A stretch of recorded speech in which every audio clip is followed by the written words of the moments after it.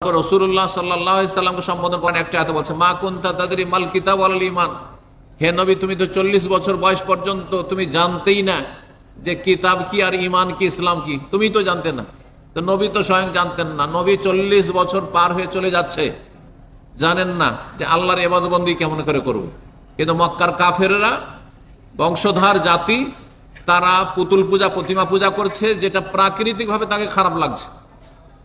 তার যেহেতু মন হচ্ছে পরিষ্কার পরিচ্ছন্ন নবীর মন, যার ফলে সেটা মন থেকে মেনে নিতে পারছেন না। কিন্তু তার কাছে কোনো গাইডলাইন নেই, দিক নির্দেশনা নেই যে আমি কেমন করে আল্লাহকে পাবো, কেমন করে আল্লাহর ইবাদতবন্দি করব। এই জন্য এই মূর্তি পূজার উপর অসন্তুষ্ট হয়ে তিনি নির্জনতা অবলম্বন করে হীরা পাহাড়ের গুহায় আল্লাহর ইবাদতবন্দি করছিলেন, যে দেখি আল্লাহকে ডাকি। 6 মাস ধরে ডাকছেন, গিয়ে চলে যাচ্ছেন কয়েকদিনের জন্য খাবার দাবার বেঁধে নিয়ে, আবার খাবার শেষ হলে আবার আসছেন, আবার একটু খাবার টাবার নিয়ে আবার সেই উঁচা পাহাড়ে, সেই হীরা পাহাড়ের যে নূর পাহাড়, অনেকে উঠেছেন মক্কায় গিয়ে বা দেখেছেন অন্তত যে এখানে ওহী নাযিল হয়েছে, যেখানে উঠতে অন্তত যুবক মানুষকে আধা ঘন্টা লাগবে, আধা ঘন্টা 40 মিনিট লাগবে। আমরা যৌবনকালে ছাত্র জীবনে একবারই উঠেছি, তো আধা ঘন্টা 35 মিনিটে উঠেছি, ওই জন্য বললাম আর কি। তো দেখার জন্য, কোনো সওয়াবের জন্য না, কারণ ওখানে গেলে কোনো সওয়াব নেই, এটা কোনো নেকির জায়গা না। বরং আল্লাহর ঘরে হারামে বসে থাকবেন, ওখানে নেকি পাবেন, ইবাদতবন্দি করবেন, ওটা ইবাদতের জায়গা না। কিন্তু যখন কোরআন নাযিল হয়নি তখন তিনি গেছেন। কোরআন নাযিল হওয়ার পরে, ওহী নাযিল হওয়ার পরে তিনি একদিনও সেখানে ইবাদত করতে যাননি।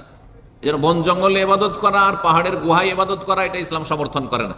এটা হচ্ছে পীর মুরিদদের কাজ, এটা হচ্ছে পথভ্রষ্টদের কাজ, এটা হচ্ছে সংসার থেকে বৈরাগীদের কাজ, এটা হিন্দুদের বৈরাগীদের কাজ, সন্ন্যাসীদের কাজ। আর মুসলিম সমাজের যারা মাজার পূজারী তাদের কথা, যে বন জঙ্গলে আমাদের ওলি আউলিয়া তারা সাধনা করে, এটা ইসলামে নেই। ইসলাম হচ্ছে মসজিদে ইবাদত বন্দিগির নাম, যদি সালাতের ইবাদত বন্দি করতে হয়। আর মুসলিম জীবনটা পুরোটা ইবাদতের জীবন। এই যে রোজার অবস্থা, এখানে বসে আছেন, সারাদিন রোজার অবস্থায় সারাদিন ইবাদত বন্দি করছেন আপনি। ইফতার সামনে নিয়ে বসে আছেন, অথচ খাচ্ছেন না। কেন খাচ্ছেন না? বাধাটা কোথায়? বাধা খেতে একমাত্র আল্লাহর ভয়, যে এখন খাওয়া হারাম আমার জন্য, সূর্য ডুবার আগে খাওয়া আমার জন্য হারাম। আমাকে যদি 1,00,000 রিয়াল এখন দেয়, তবু আমি খাবো না। চিন্তা করুন তাহলে আপনার আমার রোজাটা কত মূল্যবান আমার কাছে, কত মূল্যবান, যে লাখ লাখ টাকা দিলেও আমি খাবো না, মরে গেলেও আমি খাবো না। এখানে আমি রোজা কমপ্লিট করব, তারপরেই খাবো। অথচ খাবার ঠান্ডা হয়ে যাচ্ছে, বাসি হয়ে যাচ্ছে, স্বাদ কমে যাচ্ছে, আর তারপরে হাতের নাগালে আছে। এখন না হয় মানুষে দেখে নেবে, এমন জায়গায় আছেন কেউ দেখবে না, একাই আছেন আপনি আপনার বাসাতে, কেউ দেখবে না। ইচ্ছা করলে আপনি যে কোনো সময় খেতে পারেন, পানিতে ডুব দিয়ে আপনি পানি খেয়ে নিতে পারেন। হ্যাঁ, আর মানুষের সামনে আপনি রোজাদার সেজে গেলেন, আল্লাহ ছাড়া তো কেউ জানতে পারবে না। তারপরও তো করছেন না একজন মুসলিম, এটার নাম ইবাদত। একজন মুসলিম সবসময় এই ইবাদতে মগ্ন আছে, সবসময় ইবাদতে লেগে আছে।